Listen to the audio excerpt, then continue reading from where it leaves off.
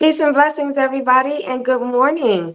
I am Asia Nasir, founder and nonprofit strategist of my consulting firm, Utopian Enterprise Business Solutions, and author of my newly released book, Nonprofit Doesn't Mean No Profit, where you can get a copy right now on Amazon. So, for those of you who are new to my page or new to my YouTube channel, if you're wondering what I do at Utopian Enterprise is I work with aspiring and existing nonprofit founders to help them truly fulfill and live their mission in real time so that way they can make the positive impact in the communities that they're looking to serve. So, before we get into this really, really exciting topic today on the importance of measuring and reporting data in nonprofit, I just need to check in with my Facebook family and make sure they have access to today's live. Because I've been finding out that my videos have been for my view only on Facebook. And so that's not going to work. So I have to make sure that my Facebook family and my founders that are on Facebook that follow me have access to this live. So that way, before we get right into it and get into all this good information, that they have access to it.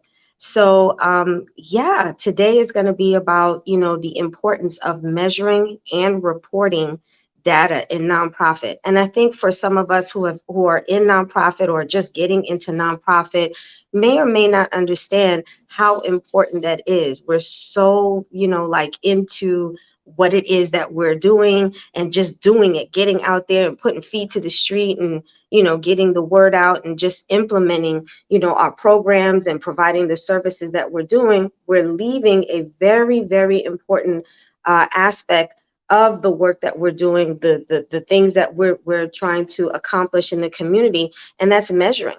Measuring the impact that we're having on the community, and keeping that data and reporting it and making sure that the information that we're receiving back as far as is it working, is it not working, this is the information that many of us nonprofit founders are missing, and we're wondering why we're struggling, and we're wondering how this connects with us taking our organization to the next level. So if you just excuse me for one moment, I just want to make sure, as I mentioned before, that my Facebook family has access to this video.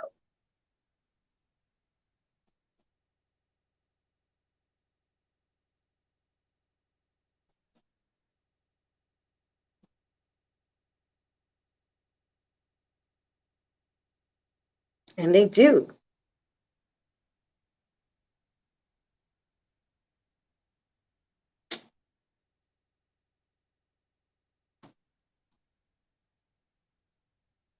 I really appreciate your patience today, in making sure that my audience gets this information. So we're going to get right into the four.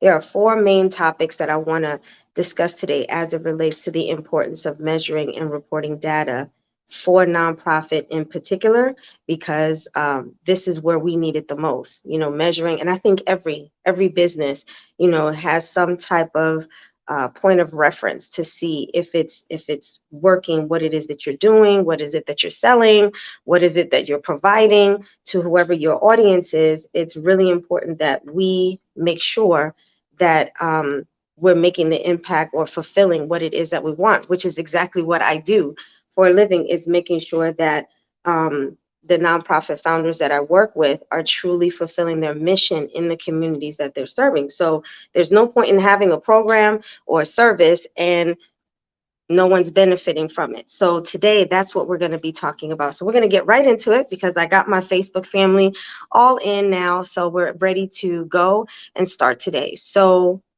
as I mentioned before, there are four things that you want to do as it relates to measuring the importance, or measuring and reporting data for your nonprofit organization and the importance of it. So there's four things that I want to share with you as it relates to why it's important that you measure. So it's not just getting out, doing what you're doing. That's great.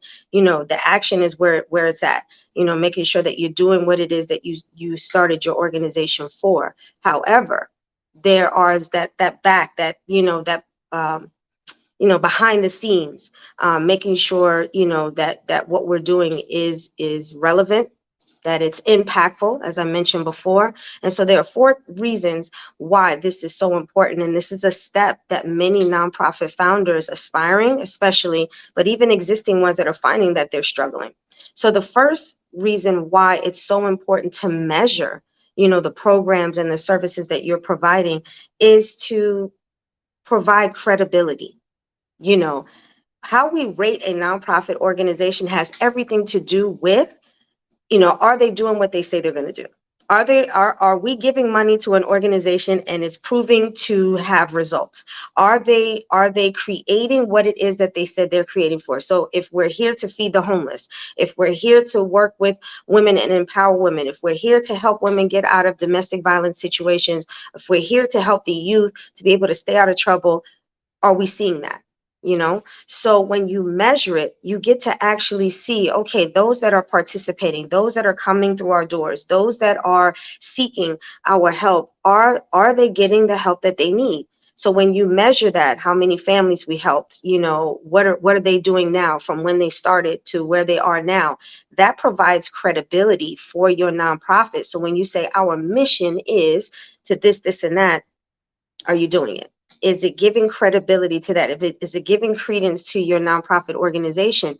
And you can only say that boldly if you are measuring, when you can see this is how many people we've helped, and this is how we've been able to impact their lives.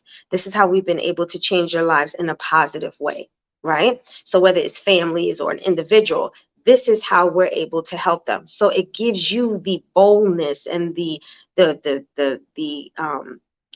confidence to be able to say, this is our mission and this is what we are doing, not what we're looking to do, but this is what we are doing, because you have, like they say, proof in the pudding, right?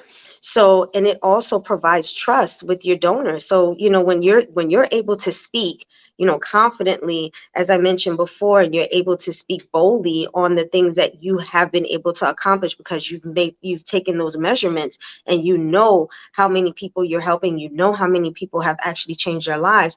This allows you to be able to speak to your donors on that level, to be able to say, this is the impact that we're making. Right? So it builds that trust with your donors. It builds that trust with your board of directors. It builds that trust with your volunteers, anyone who's looking to support, and the community in and of itself, which is who you're trying to help. Those that are seeking those assistance or in need of what it is that you're offering, they have the confidence that your nonprofit actually has what it takes to be able to give them what it is that they need. So it's a win-win situation for everybody, for the organization, for your donors, for your supporters, as well as those that are looking to seek your assistance. So, number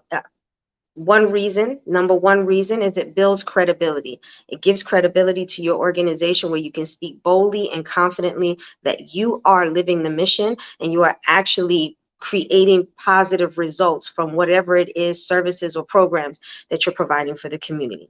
Number 2, when you get to measure what it is that you're doing, when you measure, your programs, when you measure, are these programs positively affecting the youth? Is this positively affecting, families? Are we finding a decrease in this? Or if we offer literacy programs, are children's grade levels going up in reading? Is their academia, increasing because of participating in our literacy programs? So all of these different things, it allows you, as far as measurement is concerned, is to be able to see, is this program working? Where you can now, you and your board of directors, or you and your program director, or whoever it is that works with you on your programs, can start to measure, are these programs working? Do we need to add something? Do we need to tweak something? Is it good? And don't fix something that's not broken. It allows you to be able to see that. It allows you to be able to determine if what you're offering is working. It allows you to make a decision on areas of improvement. As I mentioned before, do we need to tweak some things? So that's reason number 2. And you can't assess that if you're not taking measurements and getting data as to the effectiveness of your services or your programs, right? Number 4, it allows you to increase your funding opportunities. So one of the things as a certified grant writer as well, when I write grants, one of the main questions almost every grant application, maybe one or two grant applications don't ask, and those are usually for your smaller, dollar amount grant applications, like your community grants, 500 here, Target, Walmart, your community, grants, Costco. They sometimes they don't ask those questions, but for your bigger, grant applications, your federal foundations, your corporate, grants and things like that, one of the number one questions that they ask is, how do you measure the success of the program that you are seeking to get funding for? How do you measure?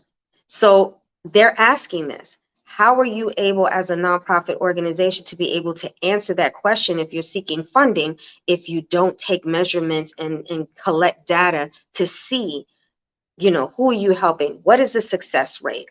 Is it successful? Did we make some changes, within our program to make it even more successful? The only way you can answer that question again, effectively and with boldness and confidence is you're taking measurements to see the effectiveness or the efficiency of whatever it is that you're offering as far as services and programs to the community. So that is a question that they ask. How do you measure? So they want to know how, which we're going to be talking about in a minute. But they also want to know, what are the results? What have been the results? Some applications get very, very specific, where they say provide a success story. Provide a success story of somebody who's participated in your program, participated in the services. They want to hear specifics, and that's one thing about grant applications. They don't want you to speak in general. They want you to be very specific. Some of them ask you how many people or of your recipients, right, from who you're looking to help, how many of them have you helped this year? What has been the percentage of those that have, successfully whatever. So they're very specific on these grant applications, because they're looking to say, if we're going to give money to this nonprofit organization for this program or that program, they want to make sure that they're putting this money, that they know it's not a loan. This is not money we're not going to get back. There are thousands of nonprofit organizations vying for the same money. They want to be able to confidently say, look, we gave this money to the program or the organization that is efficiently and excuse me, effectively creating change in their community. So they want to make sure that they're asking those questions to see how detailed you are going to respond to that, by being able to say, we have serviced this year, 60 women, or we've worked with 150 children. Out of that 150 children, these were children who could not read or was not reading at grade level. And now, through participating in our program, which is a year-long program, a 6-month program, whatever it is, now they are reading at whatever levels. That's what they want. So they want to know how many students are now reading at grade level, and how many are exceeding grade level. They want to hear, and then sometimes, as I mentioned before, they ask for a success story. They want to hear specifically names, school, age, whatever it is, they want a success story with that, so that way they can see by the details, is this an organization that is measuring the programs and the services that they are providing? Because if you're not measuring it, you can't give details. So the more detail you can give on these applications, it increases your percentage of being able to be approved for funding, because they can see that you are efficiently measuring your programs and services to make sure that it has the impact that you're seeking to have to fulfill your mission, as I mentioned, in real time. So with talking about grants, the fourth reason why you want to make sure that you are, measuring the success or the lack of your programs and services, and, collecting data, is to stay in compliance with some of these grant applications and some of these grant requirements. Some of the requirements of a lot of, funders, whether they're from foundations or federal grants or government grants, a lot of them want you to give them either quarterly or annually or biannually they want you to give them data. How's it going? What's happening? What are the results thus far? They want you to give them reports as to what's happening. So if you're not measuring the success of your programs, if you're not, collecting data, you're not going to be able to be in compliance with some of these grant funders who are giving money. And I will say this, a lot of them, they will repeat. If they see that this is an organization that is really doing a lot of work, they are, continuously, having open application season. If this grant funder of this foundation continuously does this, they're going to continue to give money to an organization that they see is in compliance with what they're asking for. They're giving them the information. They can see that, the money is being well spent. So if you're not, doing that, and if you're not complying with them, they're never going to give you money again. They're just not. They're going to look at this as an organization like, your application was great, but you did not fulfill or you did not comply with continuously giving us information so that way we can continue to give you money. You have some grant funders that give you a portion. So say they will give you, say, 100,000, but they don't give you all 100,000 in one lump sum. Some of them may give you 25,000 per quarter, for you to be able to have, your 100,000. But that's conditional to you staying in compliance, giving them reports, giving them measurements of how things are going. So this is all, vital information that you have to have in order to, continue to have the funding that you need to sustain your program, to sustain your organization. And this is particular to grant funders that offer for multiple years. So you have some grant funders that'll just give you the money and they'll say, okay, you have it. Then there are some grant funders that say, not only will we fund you this year, but we'll fund you for the next 2-3 years. So you don't have to look for money for your program within the next 2 to 3 years, but that's with the condition of you continuously giving them reports on your nonprofit and the measurements of how is it going, how many kids or how many recipients have that number increased, has it decreased, are the measurements not being made? Are you making some adjustments? Are you making some adjustments to do that? They're looking for all of those different things. So it's really, those are the 4 reasons. So we'll just recap really quick. It's to give yourself credibility as a nonprofit organization. Are we doing what we say we're doing?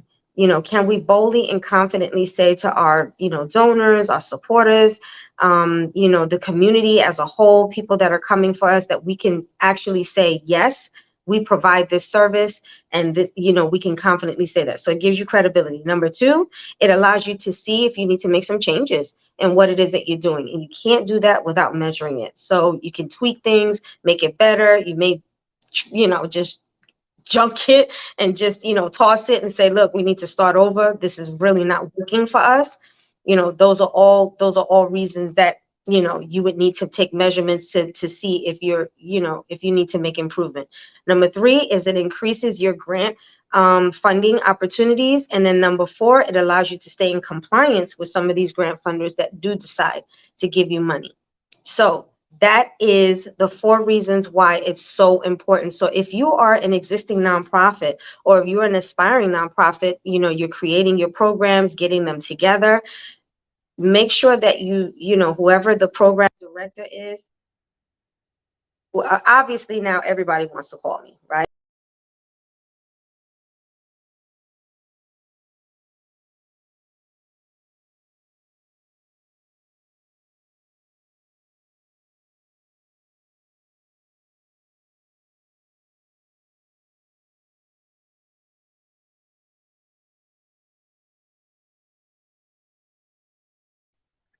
Sorry about that. I don't know what happened, but everybody wants to call now that I'm on this live, and it obviously cut my connection for a second, so I apologize for that.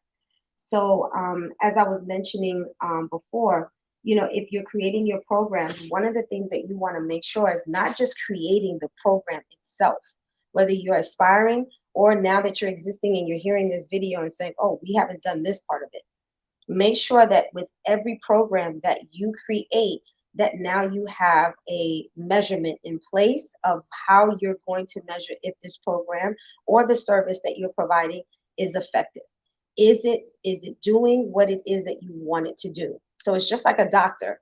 A doctor's gonna, give you medicine when you have some type of illness, and if that doesn't work, they're gonna measure it. Check with us, let us see if this is working. Do you still have temperature? Do you still have this? Are you still suffering with this? So that way they can kind of rate to see if the medicine that they're giving you is working. And if it's not, they're gonna tweak it. They're gonna change it. They're gonna increase it, decrease it, give you a new medicine. That's the same thing you have to do with your program. Your program is a medicine for your community. There's a void, there's an ill, there's a problem, and you are there to provide the solution to the problem. So if what you're providing is not creating that solution, then you have to make a change if your mission is to be able to do that. And you can't do that without measuring your um, your programs, your services, and seeing if it's active, if it is efficiently doing what it is that you want it to do.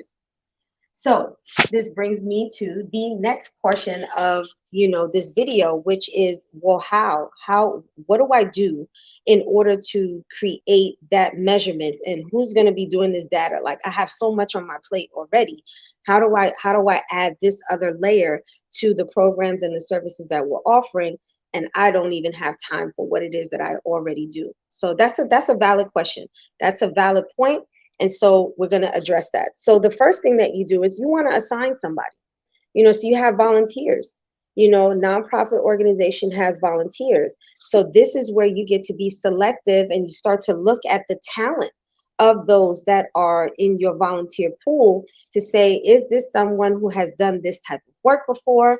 Is this someone who pays attention to detail? Is this someone who has done this in a previous job, or currently does this at their job? Is this someone who can do that? Or is this someone who has the ability to do this and willing to do it? So what you can do is you can assign someone to be able to not only collect the data, but then sit up here and put it in a system or software to be able to then,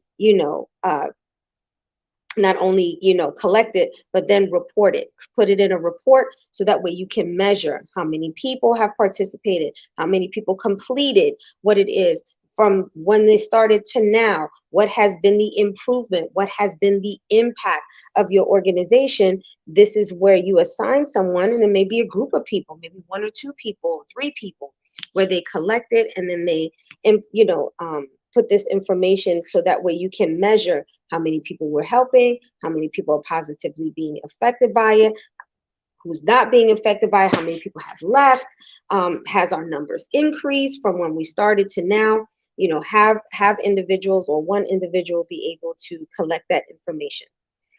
Establish a data management, meaning it's consistent. It doesn't change with every person that participates. If there's an intake information that you're getting, what are they coming in there for? What are their issue? What are they seeking your assistance with?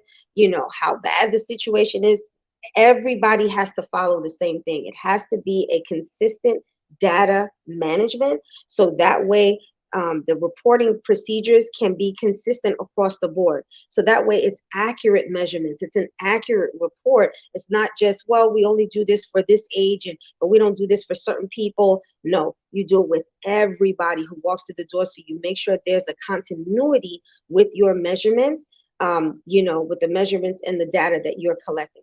Everybody who walks through the door who is seeking your assistance has to, fill out this intake. They have to have maybe a starting point, midpoint, and at the end, so that way you can see the progress of this person or this family or whatever, whoever it is that you're serving, so you can be able to see the measurements as it's happening, so you can collect that data. So everyone has to go through this, so it is an accurate and credible report of those that are seeking your services and your programs, to be able to measure it accordingly.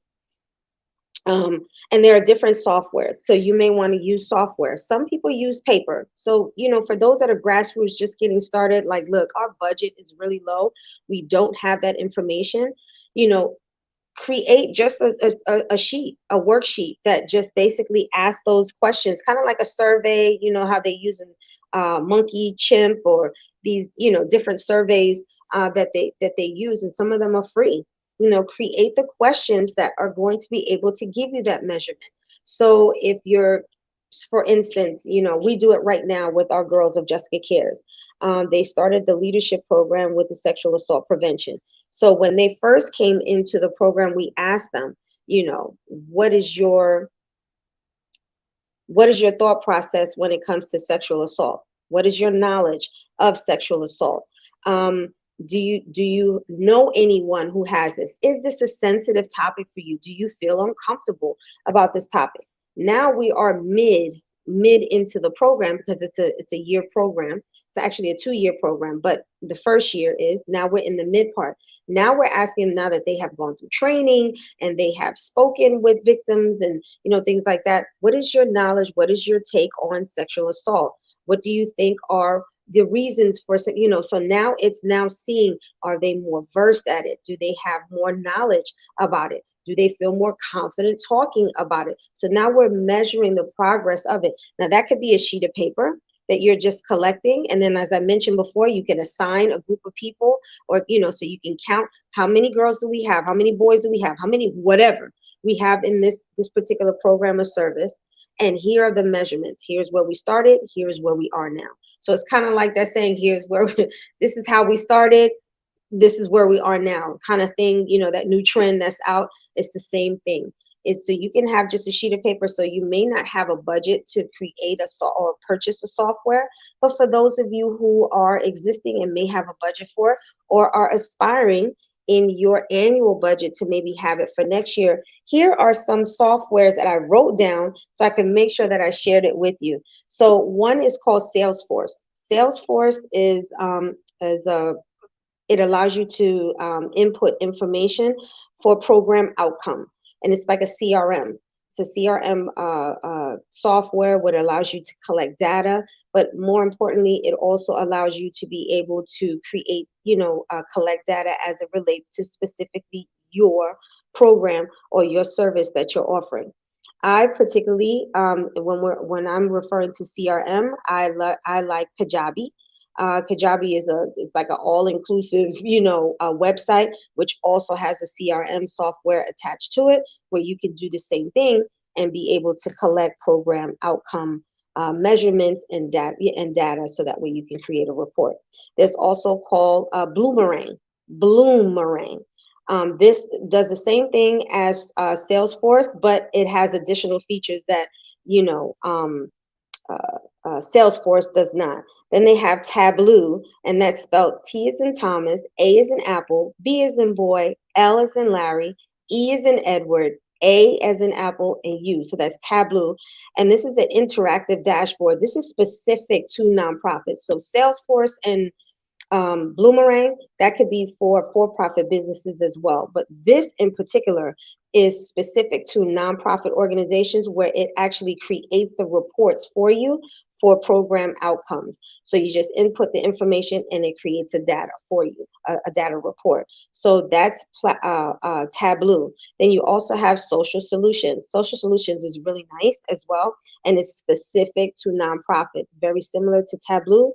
But this is specific to nonprofits, and that's why I like Tableau and Social Solutions, because the program outcomes and the measurements and data reports is specific to nonprofit organizations. So this is just, some information that I wanted to drop with you this morning, that if you're not getting, not collecting data and, measuring the outcomes of the programs and services that you're offering, you're really doing a disservice to yourself as a nonprofit organization and all the work that you're doing.